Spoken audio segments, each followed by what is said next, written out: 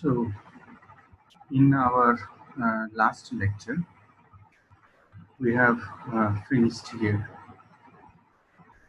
production of vaccine. So, irrespective of its vaccine based on a virus or a bacteria, selection of strain is very important for the production of any kind of vaccine. So, first we have to select the strain of our importance, and that particular strain should be cultured. If it is a bacteria, then we can culture it in either semi-synthetic or synthetic culture medium. If it is a virus, then we cannot culture it in synthetic or semi-synthetic medium because virus culture needs host cell. So we have to culture the animal cell, which is the host of that particular virus, and then we have to infect or inoculate the virus to the host cell culture so that the virus can grow within the cultured cell. So this portion is known as upstream processing. When we can feel that sufficient amount of growth of the microorganism is there, then we have to go for downstream processing. Means we have to go for isolation of the protein. If we are isolating the protein of the microorganism that is responsible for the antigenic property, or else if we are going for the full microbes isolation, then we have to isolate the full microbes, and in that particular case we have to go for one more step, that is known as inactivation of microorganism. So inactivation of microorganism follows different methods. So it depends on the type of microorganism. Here I have tabulated here the modes or the methods of inactivation of the virus particle. Basically, three compounds, beta-propionolactone, butyraldehyde, and formaldehyde, are used for the activation of viruses. But not all the times we can use all sorts of inactivating agent. So for the preparation of vaccine, taking a rabies virus and influenza virus, we have to add beta-propionolactone. And for the preparation of vaccine from polio and influenza, hepatitis A, we have to use formaldehyde as an inactivating agent. Whereas glutaraldehyde is used to inactivate toxins contained in acellular pertussis vaccines. So inactivation of the virus or the bacteria is a step here. Then we have, if we are isolating the protein, so then we have to centrifuge to pellet down the proteins or else the cell debris, and the proteins will be collected at the supernatant. The supernatant will be filtered, or else after filtration we can go for chromatography process. So here in chromatography process we can go either gel filtration chromatography and then affinity chromatography to purify the protein component. After purification of the protein component, we have to go for formulation. There we have to add adjuvant, then stabilizer, and the preservative. And after formulating the vaccine, we have to check for the immunogenic property or immunogenicity of the prepared vaccine. And if it is found okay, then we can go for bottling as well as labeling and lot release. This process is known as quality control and lot release. So this is a brief flow of vaccine preparation. Now we are coming into a different type of vaccine which is known as recombinant vaccine. So recombinant vaccines are produced using recombinant DNA technology, or using the technique known as genetic engineering, where genes for the desired antigen of a microorganism, it may be a virus or bacteria, uh, are, uh, are, are, are inserted into a plasmid. The plasmid should be called as a vector. Different strategies are taken here for the production of recombinant vaccines, uh, either by using an engineered vector, say vaccinia virus for vaccinia virus, or else introduction of a mutation by addition or deletion of a portion of DNA. So these are the strategies has been taken for the production of recombinant vaccines. So this picture will tell you how recombinant vaccines can be produced. So first we have to select the pathogen, and then we have to identify the proteins that is responsible for the uniqueness of the antigen property of the pathogen. Now we have to select the gene that is actually encoding this unique antigen or the protein. So this gene will be selected and cut out from the bacterial genome, from the virus or the bacterial genome. And then this isolated gene that codes for the specific antigen will then integrate or like it via restriction in the nucleus, by the function of the restriction in the nucleus into plasmid. So you know that plasmid is the extra chromosomal gene of a bacteria, and here the bacteria we have chosen, the bacteria definitely a non-pathogenic bacteria. So what we are using? We are using the bacterial plasmid as a vehicle or as a vector. Now the bacteria will reproduce, and we can get with the reproduction of the bacteria, we will get sufficient amount of vector recombinant vaccine. And that vector means the plasmid that is multiplying within the culture. So that vector contains a vaccine or the antigen gene. So this is the subunit antigen we can prepare, and this subunit antigen of the recombinant DNA vaccine can be injected into an individual for checking. In the second mode, we can also transfect the gene uh, into a genetically modified plant. But here, this transfection is not an easy way. We have to use a new method that is known as gene gun technique.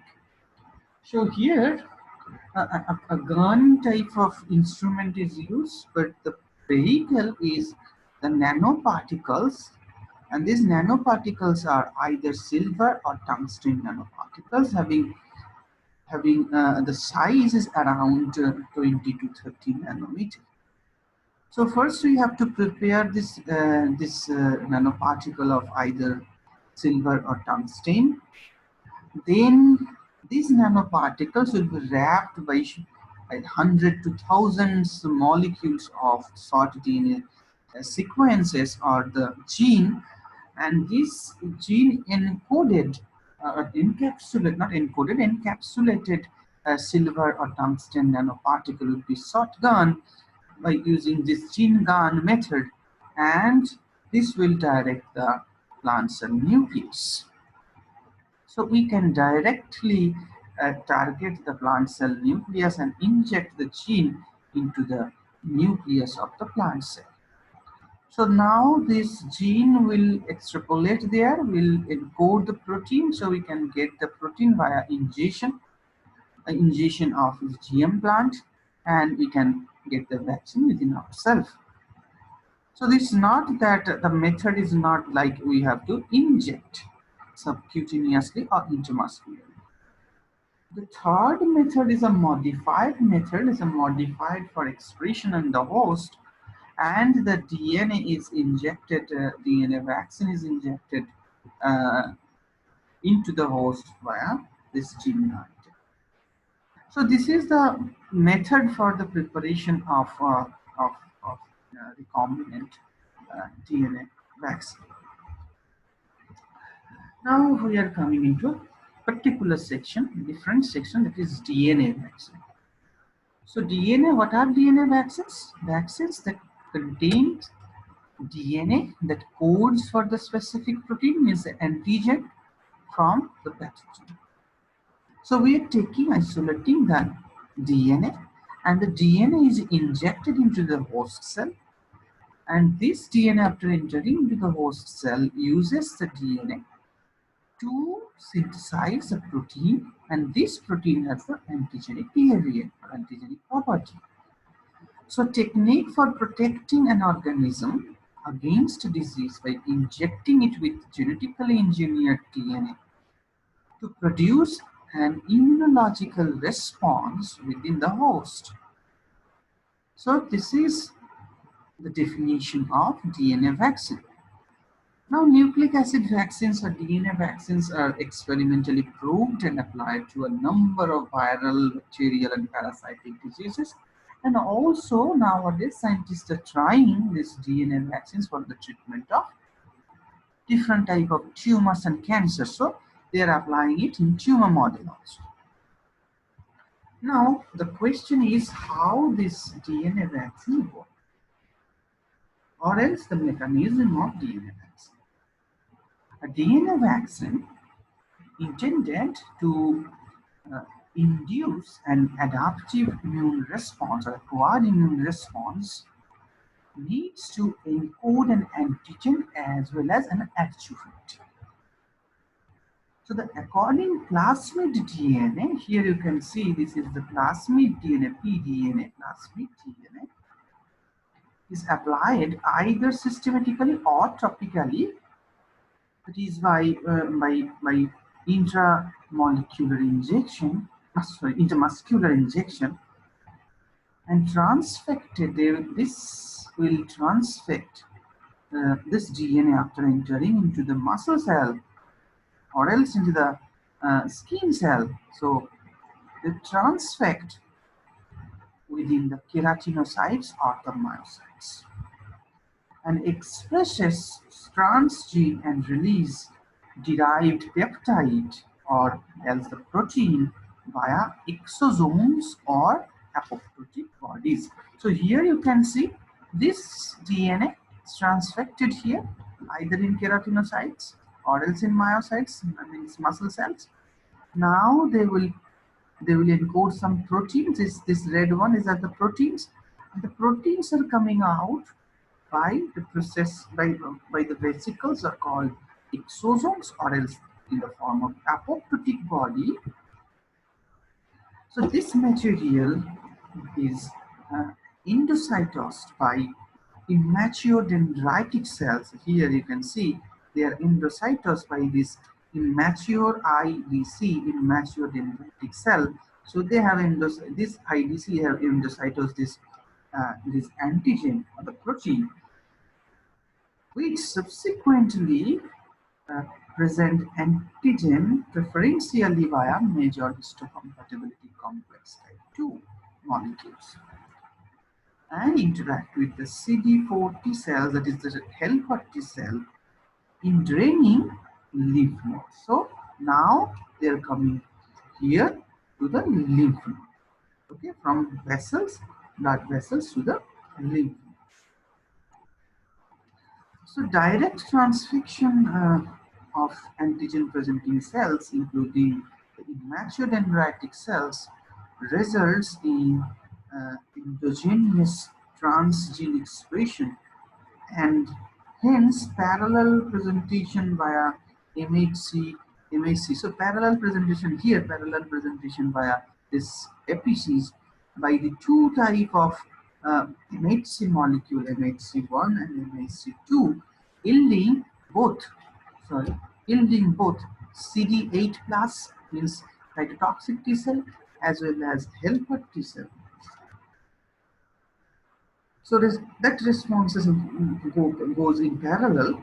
And besides this cellular immune response, a humoral immune response is induced here, is induced by the CD4 T cell to the B cell, and now the B cell will release antibody, will produce antibody. Means here the plasma cells are producing the antibody. So here the humoral immune response is induced if the B cell receptor recognizes the protein antigen and occurs helped by the pre-activated antigen specific CD4 T cells or the helper T cell. So this is the mechanism how DNA vaccines work.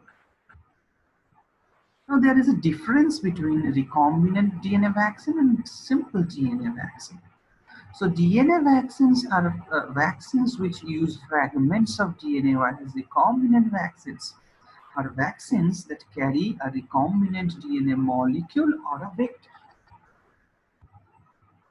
So the form of vaccination is DNA in case of DNA vaccine, and in case of recombinant vaccine, this is the recombinant vector or else the recombinant organism.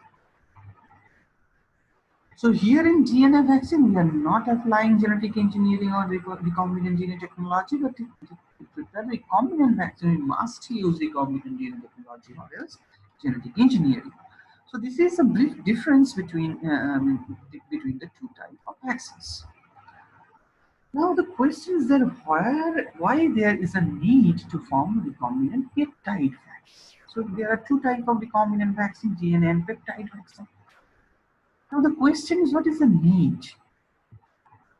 So if you look into the structure of hepatitis B virus, you will see that the surface antigen that is known as HBsAg is the actual antigenic part of the virus, hepatitis B virus.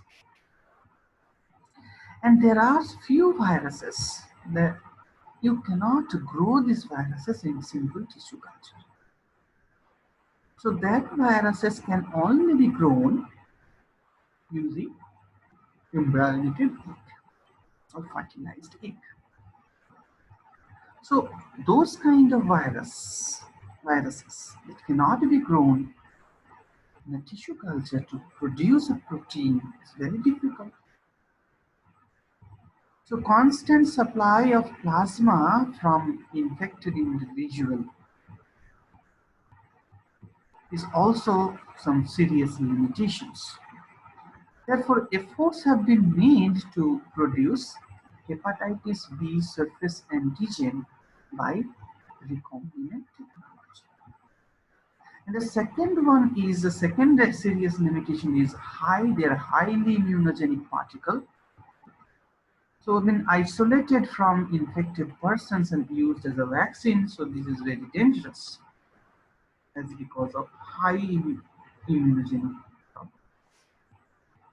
So risk of the final preparation being contaminated with the active virion and other type of pathogen is there.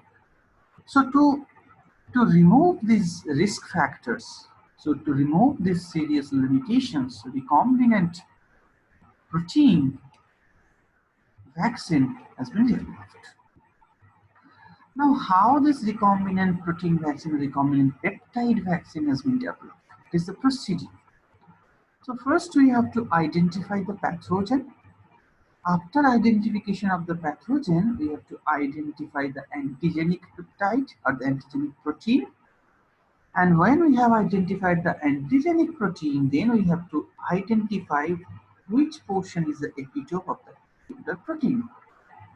And that portion should be identified and sequenced. And if we have sequence, we can check the gene that is responsible for the formation of this particular epitope. Now we have to isolate this epitope gene and we have to go for cDNA synthesis of that particular gene. That cDNA will then be integrated within a vector. So that vector should be an expression vector. What should be the component of that expression vector? It could be an E. coli expression vector. It could be another expression vector.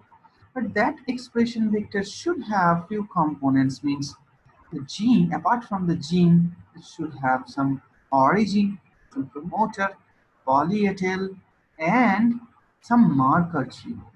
And this marker gene is actually shows us whether transfection happened or not.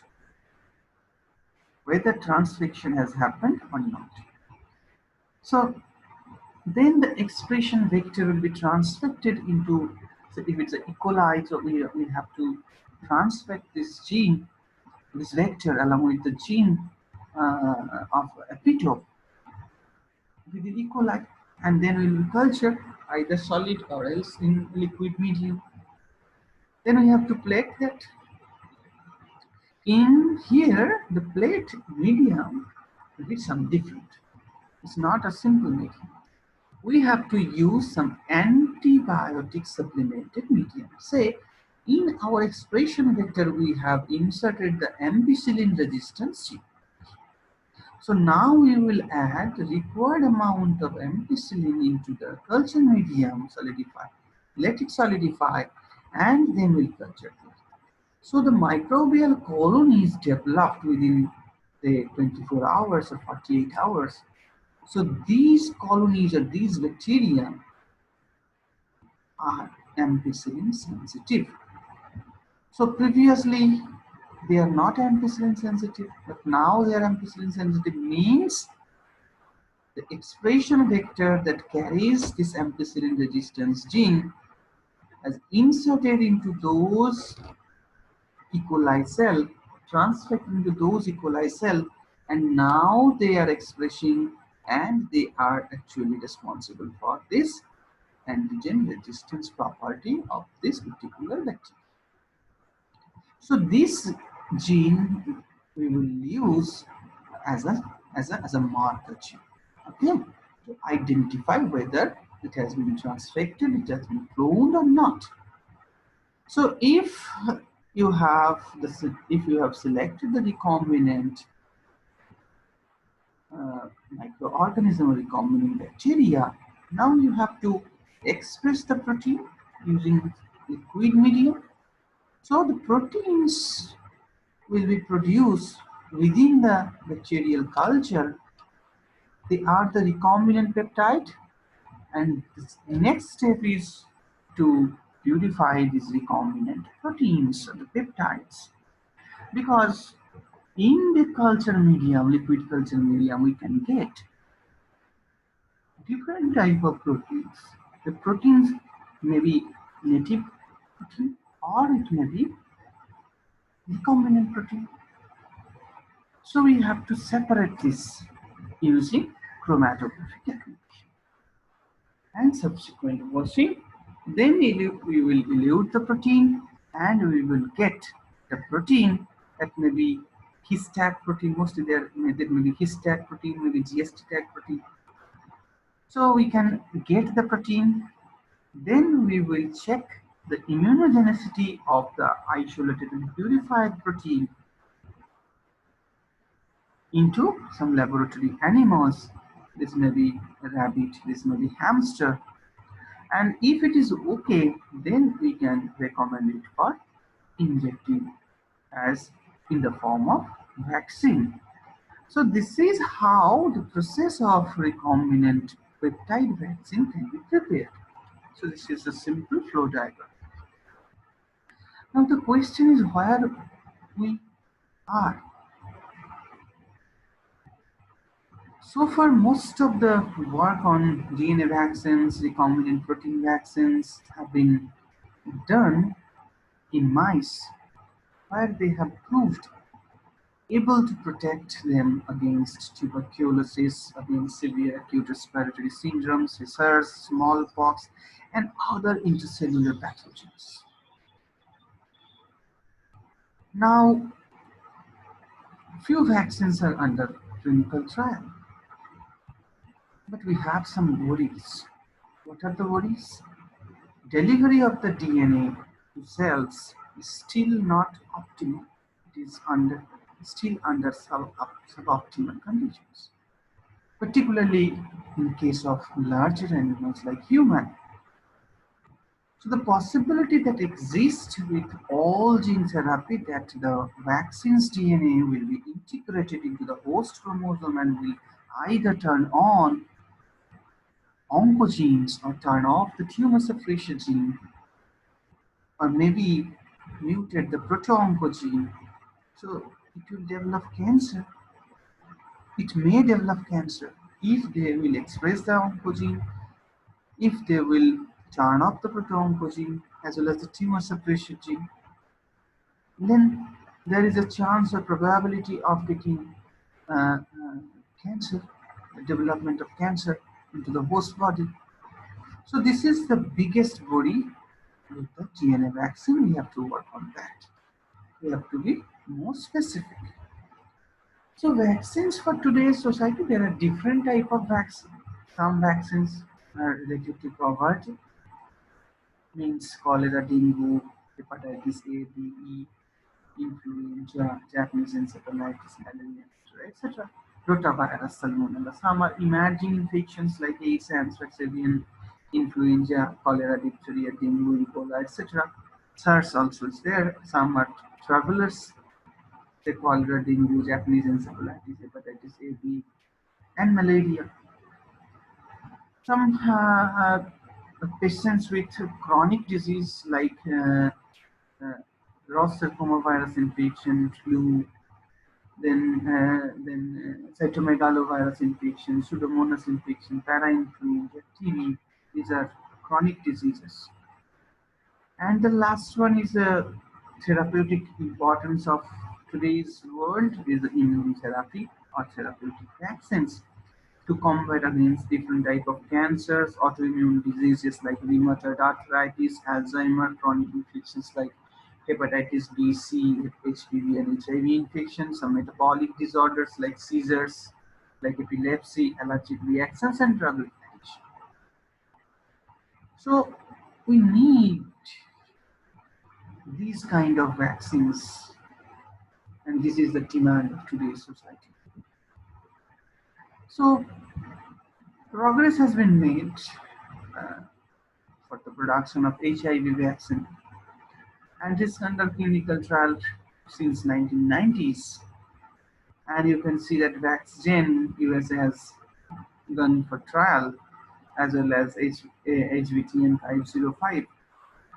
So trial has started, trial has ended, trial analysis is going on. Recent advances in immune therapies for Alzheimer diseases has also been started. Now we have to wait for the final result. So here is the example of clinical trials for of the DNA vaccines against HIV, influenza, malaria, hepatitis C, and cancer. It's going on. So we are approaching towards our destiny, and uh, there should be some hope that within few years, coming years, we can develop lots and lots of uh, vaccine to boost up our acquired immunity to combat against some harmful diseases caused by bacteria or viruses. That's all.